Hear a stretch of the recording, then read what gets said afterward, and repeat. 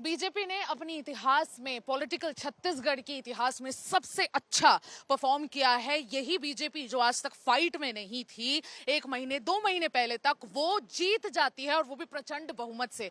ऐसी जीतती है कि कांग्रेस के सारे हैवीवेट मंत्रियों को हरा देती है। आज हम इसी चीज का विश्लेषण करेंगे कि किस तरह से बीजेपी जो फाइट में नहीं थी वो प्रचंड बहुमत लाती है। तो ये जो जर्नी है इसका विश्लेषण करेंगे और आज हमारे साथ कार्यकारिणी सदस्य मौजूद है आकाश विज जी। आप हमें बताएं सबसे बड़ी वजह किसको देंगे बीजेपी की प्रचंड बहुमत की? ये ऐसी जीत एक्सपेक्ट नहीं की गई थी। ये जीत मोदी जी की जीत है, भारतीय जनता पार्टी का एक एक कार्यकर्ताओं की जीत है। भारतीय जनता पार्टी पूरे प्रदेश में कार्यकर्ता एक होके लड़े हैं, उसकी जीत है। भारतीय जनता पार्टी के कार्यकर्ताओं की जीत है ये कार्यकर्ताओं की जीत है, लेकिन माना जा रहा है कि महिलाओं ने जो वोट किया है वो बहुत हैवी हो गया है आप लोगों के लिए। कहीं ना कहीं वो बहुत ज्यादा स्वे कर दिया है। महिलाओं का वोट, यूथ का वोट और फार्मर्स जो किसान है वो भी कंफ्यूज नजर आए। क्या जादू कर दिया आप लोगों ने? किसान इसीलिए कंफ्यूज था कि ये बोल रहे थे कि हम पार्ट पार्ट में देंगे। हमारी घोषणा पत्र में था कि वन टाइम हम किसानों को देंगे, और दूसरा महिलाओं के लिए हम 12,000 रुपए जो लेके आए हैं योजना।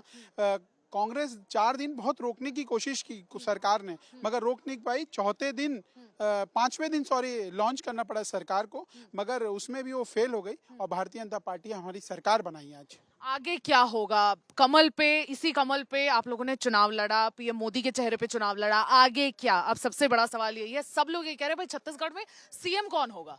अब ये सीएम का तो मैं बहुत छोटा कार्यकर्ता हूँ और ये मेरा विषय नहीं है। आप जैसे कार्यकर्ताओं की वजह से बीजेपी की प्रचंड बहुमत है, ऐसा ओम माथुर जी का भी कहना है। नहीं, कार्यकर्ताओं जिसको चाहेंगे वो बनेगा सीएम। पार्टी दिल्ली तय हुआ है, हमारे काम नहीं है ये वाला। लेकिन आज का सेलिब्रेशन किस तरह से हुआ? आज मैंने देखा कि पूरा इतनी लंबी लड़ी थी कि वो पूरी इतनी लंबी तक जा रही थी, एक मतलब बहुत लंबी लड़ी थी। और ढोल गाजे बाजे ये सब पहले से ऑर्डर कर लिया गया था या पहले से ऑर्डर किया हुआ था? मैं आपको बता दूं, हमको पहले से मालूम था कि हम सत्ता में आ रहे हैं। इनका भ्रष्टाचार, इनका आतंक, इनका तानाशाही, इनका कम है सब बोलना। 5 साल में जीरो विकास, कुछ काम नहीं किया। उसका ही है कि ये भारतीय जनता पार्टी अपनी सरकार बना रही है आज। आपको लगता है थोड़ा सा ओवर कॉन्फिडेंस हो गया? अब की बार 75 पार किसी पार्टी ने नहीं किया था यहाँ छत्तीसगढ़ में, तो आपको लगता है थोड़ा सा एरोगेंस आ गया?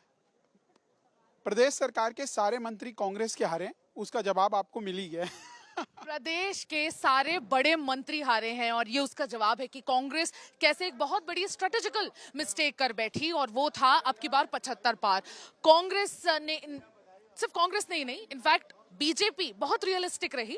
ऐसा नहीं है कि बीजेपी जीत गई तो आज हम ये कह रहे हैं। बीजेपी काफी रियलिस्टिकली 54 का टारगेट लेकर चल रही थी, जो बीजेपी ने अचीव किया। लेकिन वही कांग्रेस अनरियलिस्टिकली 75 पार का वो कर रही थी, जो आज तक किसी भी छत्तीसगढ़ की पॉलिटिकल पार्टी ने अचीव नहीं किया है। और स्पेशली 2018 में भी अचीव नहीं कर पाई, जब एंटी इनकम्बेंसी इतनी बड़ी वजह थी। तब बीजेपी का घमंड रिस्पॉन्सिबल था बीजेपी को अप्रूव करने के लिए, और आज कांग्रेस का घमंड ने ही कांग्रेस को कहीं ना कहीं ये नतीजा दिया है। इसके अलावा भी एक वजह देखेंगे हम, तो वो है महातारी वंदन योजना। ये मास्टर स्ट्रोक रहा बीजेपी का, इतना बड़ा मास्टर स्ट्रोक। हम डे 1 से कहते हुए आ रहे हैं कि ये मास्टर स्ट्रोक स्कीम है जो बीजेपी ने अनाउंस की है। लास्ट मिनट उन्होंने अपने मैनिफेस्टो में ये डाला, बहुत सोच समझ के डाला कि 12,000 हम औरतों को, विवाहित महिलाओं को देंगे सालाना। और ये इतना बड़ी योजना बन के उभरी क्योंकि हर एक घर की महिलाएं इसे डिस्कस करने लग गई थी कि विवाहित महिलाएं एक घर में कितनी है, लोगों को कितना आएगा और उससे क्या किया जाएगा। तो घर घर योजना पहुंचाने का काम किया है। माइक्रो मैनेजमेंट जो हुआ है, पवन साय, मनसुख मंडाविया, ओम माथुर और नितिन नवीन, ये चारों की जो 2 जोड़ी काम आई है, इनका जो माइक्रो मैनेजमेंट है उसने बीजेपी को फाइट में लेके आई, और फाइट में लाने के साथ साथ प्रचंड बहुमत। टीएस सिंहदेव जैसे स्टॉलवर्ड कांग्रेस के हार जाते हैं बहुत ही थिनेस्ट मार्जिन से। आप इमेजिन नहीं करेंगे, 125 से 150 के आसपास वोट से वो हारे हैं, इतना थिनेस्ट मार्जिन। हिस्ट्री ऑनेस्टली ये हिस्टोरिकल है कि किस तरह से बीजेपी ने अच्छा परफॉर्म किया और कांग्रेस ने बहुत पुअरली परफॉर्म किया।